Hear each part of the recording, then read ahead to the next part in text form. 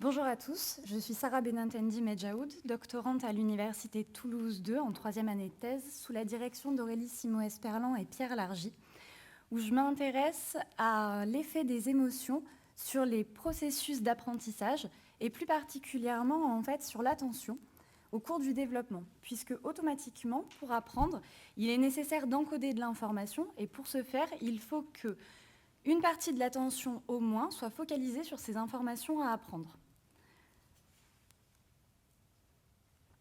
Cette focalisation serait due à l'attention sélective, qui est définie par MacDonald, Beauchamp, Crignan et Anderson en 2014 comme la capacité à sélectionner dans l'environnement une information pertinente tout en inhibant celle qui ne le serait pas. Or, les émotions sont, d'après Sander, Grandjean et Scherer en 2005, l'évaluation par l'individu d'un stimulus porteur d'informations pertinentes pour l'atteinte de ses buts. Aussi, on pourrait penser que les informations émotionnelles soient traitées prioritairement par l'attention. Si ce lien a été beaucoup étudié chez l'adulte, il n'y a aujourd'hui à notre connaissance pas d'études ayant porté sur cela chez l'enfant. Il existe toutefois de nombreuses études qui ont montré l'effet des émotions sur d'autres processus cognitifs. C'est notamment le cas de l'étude menée par Fartouk, Chanquois et Piola en 2001, qui se sont intéressés à l'impact des émotions sur l'orthographe, sur les processus orthographiques chez l'enfant. Ils ont proposé à 124 enfants de CM2 et de CM1 une dictée, soit d'un texte induisant de la joie, soit d'un texte induisant de la tristesse, soit d'un texte n'induisant pas d'émotion. Leurs résultats montrent que les enfants commettent moins d'erreurs orthographiques lorsqu'ils sont en présence du texte n'induisant pas d'émotion. Selon le modèle d'allocation de ressources émis par Ellis et Moore, cela viendrait du fait que lorsqu'on ressent des émotions durant une tâche, celles-ci entraîneraient des pensées intrusives qui viendraient mobiliser une partie de l'attention qui aurait dû être allouée à la tâche. Ce déficit attentionnel entraînerait donc une augmentation des erreurs. Et donc, d'après ce modèle, finalement, les émotions ressenties par les enfants à l'école seraient une entrave au processus d'apprentissage. Or, la littérature fait état de nombreux résultats contrastés. C'est le cas, par exemple, de l'étude de Piola et Gombert en 2003, qui, pour éviter l'aspect anxiogène émis par la dictée, ont proposé plutôt aux enfants une tâche de rédaction. Les enfants devaient produire un récit à partir de 14 images qui étaient présentées soit sur fond jaune, cette couleur devait induire de la joie, ça a été prétesté préalablement, soit sur fond gris qui devait induire de la tristesse. Leurs résultats montrent que globalement, les enfants produisent des récits plus détaillés et de meilleure qualité lorsqu'ils ressentent a priori de la joie. Donc ici, contrairement à ce que Fartouk, Chanquois et Piola proposent, les émotions agréables auraient un effet facilitateur sur les processus d'apprentissage. Cette différence de résultats pourrait être due au fait que très peu d'études prennent en compte l'état émotionnel des enfants avant la tâche. D'après le modèle des réseaux associatifs initié par Bauer en 1981, le fait de traiter une émotion qui aurait la même nature que l'émotion qu'on ressent déjà entraînerait un traitement plus rapide de l'information, ce qui nous amènerait donc à avoir de meilleures performances dans ce cas uniquement. Au regard de ces éléments, nous avons mené une étude pour savoir si finalement l'aspect congruent ou non des émotions véhiculées par du matériel présent en milieu scolaire pouvait impacter différemment l'attention sélective des enfants.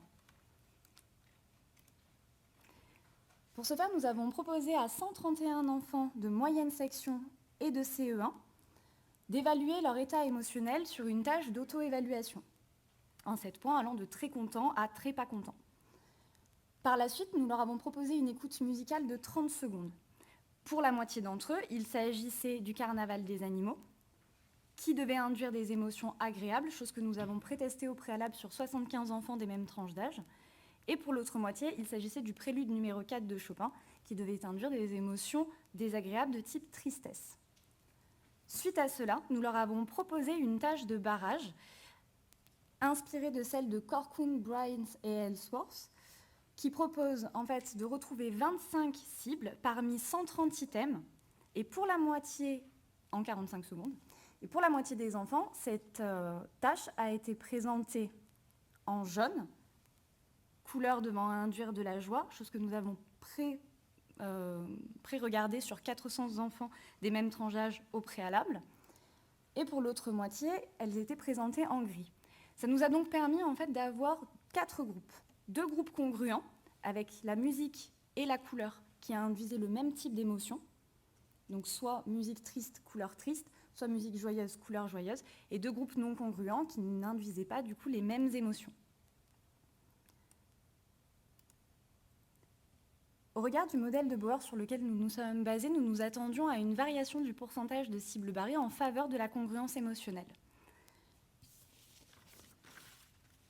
Nos résultats semblent montrer qu'effectivement, la congruence de l'induction émotionnelle entraîne chez l'enfant un facteur facilitateur lorsqu'il s'agit de mobiliser l'attention sélective, ce qui semble valider notre thèse du modèle des réseaux associatifs. Toutefois, les enfants semblent être meilleurs en conditions agréables au détriment de la condition congruente tristesse, ce qui va donc à l'encontre de ce que nous pensions.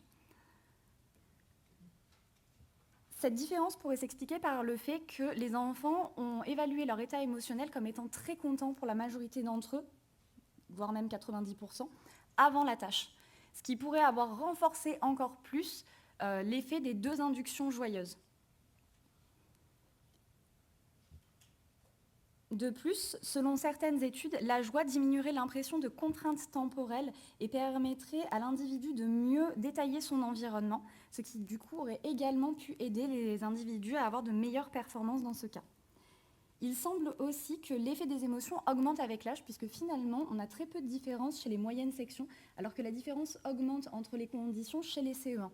Cela pourrait s'expliquer par le fait que la tâche de barrage proposée est finalement trop coûteuse pour les moyennes sections qui ne peuvent pas attribuer une partie de leur attention à l'émotion qui leur est induite. Donc cette étude nous a permis d'avoir une petite entrevue de ce qui pouvait se passer au niveau des effets des émotions sur l'attention sélective des enfants. Toutefois, il ne faut pas oublier que nos résultats, les outils d'induction que nous avons utilisés sont issus de pré-tests qui sont faits sur des enfants qui n'ont pas participé à cette étude. De plus, ils ont été issus de moyennage, c'est-à-dire qu'on a moyenné les réponses des individus pour savoir quelle couleur était la plus associée à l'émotion joyeuse. Finalement, au vu des différences interindividuelles qui existent au niveau des émotions, il serait intéressant de reproduire cette tâche, mais en proposant à chaque enfant la musique et la couleur qu'ils auraient eux-mêmes choisies comme induisant de la joie ou de la tristesse. Et voilà, j'ai fini. Merci de votre attention.